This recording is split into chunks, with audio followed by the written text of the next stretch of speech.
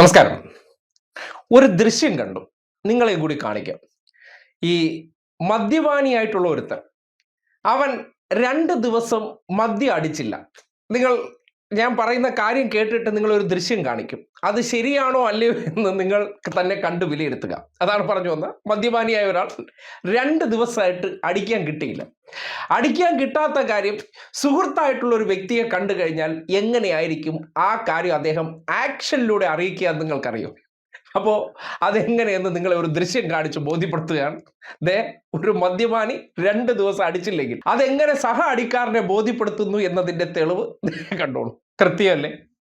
അതായത് നമ്മുടെ നാട്ടിൽ പലതരം ആൾക്കാരെ കണ്ടിട്ടുണ്ട്. എന്തുകൊണ്ടാണ് ഇവർക്കൊക്കെ മനോരോഗം അല്ലെങ്കിൽ ചെറിയ തകരാറുണ്ട്, 10 പൈസയുടെ കുറവുണ്ടെന്ന് പറഞ്ഞാൽ സാധാരണഗതിയിലുള്ള മനുഷ്യർ ചെയ്യുന്ന പ്രവൃത്തിയാണ്. ഏതെങ്കിലും കൊടും കുറ്റവാളി ആയിക്കോട്ടെ, നിങ്ങൾ പലതരം അറസ്റ്റുകൾ ഈ നാട്ടിൽ കണ്ടിട്ടുണ്ടല്ലോ. ആരെങ്കിലും ഇങ്ങനെയുള്ള പ്രവൃത്തികൾ ചെയ്യുന്നത് കണ്ടോ? അതായത് സാമാന്യ ബുദ്ധി അല്ലെങ്കിൽ സ്ഥിര ബുദ്ധി ഇല്ലാത്തവർ കാണിക്കുന്ന പ്രകടനമാണ്. നിങ്ങൾക്ക് കാണാം, മറുനാടൻ ഷാജൻ സ്കറിയെ അറസ്റ്റ് ചെയ്യുമ്പോഴും ഉടുപ്പില്ലാതെയൊക്കെ ഇറങ്ങി നടക്കുന്നത്. അതായത് സീൻ ക്രിയേഷൻ, അറ്റൻഷൻ സീക്കിംഗ് തുടങ്ങിയെന്ന് പറയുന്നത്, അതായത് മറ്റുള്ളവരുടെ പബ്ലിക് അറ്റൻഷൻ കിട്ടണം തുടങ്ങിയ പ്രവൃത്തികളാണ് ഇദ്ദേഹം ചെയ്യുന്നത്. ഇത് മാത്രമല്ല, വേറൊരു സീൻ കൂടി നിങ്ങൾ കാണിക്കാം. അതായത് സ്ഥിരബുദ്ധിയുള്ള ഒരുത്തനാണ് ഇത് ചെയ്യുന്നതെന്ന് നിങ്ങൾ ഈ ദൃശ്യങ്ങൾ കണ്ടിട്ട് തന്നെ വിലയിരുത്തൂ. ഇവന്റെയൊക്കെ ചില മനോനില തകരാറുണ്ടെന്ന് തോന്നിപ്പോകുന്ന ഒരു സന്ദർഭങ്ങളാണ് ഇതൊക്കെ.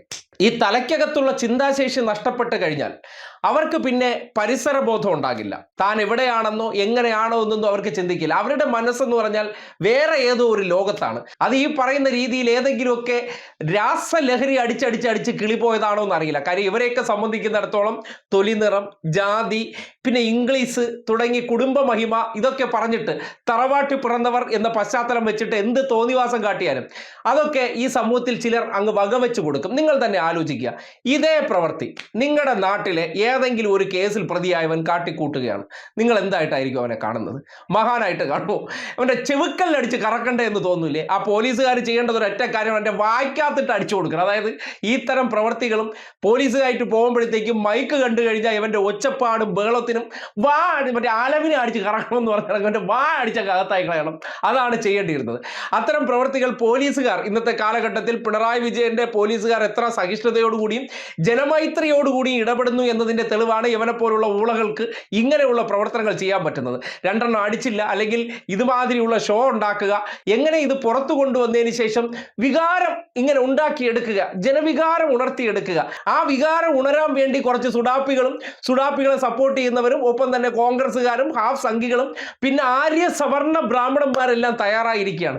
ഇവരുടെ വികാരം ഇങ്ങനെ ഉയർന്നുകൊണ്ട് ഈ പറയുന്ന മനോരോഗിയെ ഒന്ന് സോഷ്യൽ മീഡിയയിലൂടെ അവന് വേണ്ടി ശബ്ദം ഉയർത്താൻ വേണ്ടി കാട്ടിക്കൂട്ടുന്ന കോപ്രായങ്ങളാണ്. ആദ്യം ഇവനെ കൊണ്ടുവേണ്ടത് കുതിരവട്ടത്ത് കൊണ്ടുപോയിട്ട് ഇടുക്കി ജലവൈദ്യുതിയിലെ മുഴുവൻ കറണ്ട് ഇവന്റെ പുറത്തങ്ങ് അടുപ്പിക്കണം. അതോടുകൂടി ഇവന് കുറച്ച് വെളിവുണ്ടാവും. കാര്യം അത്രയും ഷോക്ക് ഏറ്റാൽ മാത്രമേ ചിലപ്പോൾ ഇവന്റെ പോയി കിടക്കുന്ന കിളി തിരിച്ചു വരാൻ സാധ്യതയുള്ളൂ എന്ന് പറയേണ്ടി വരികയാണ്.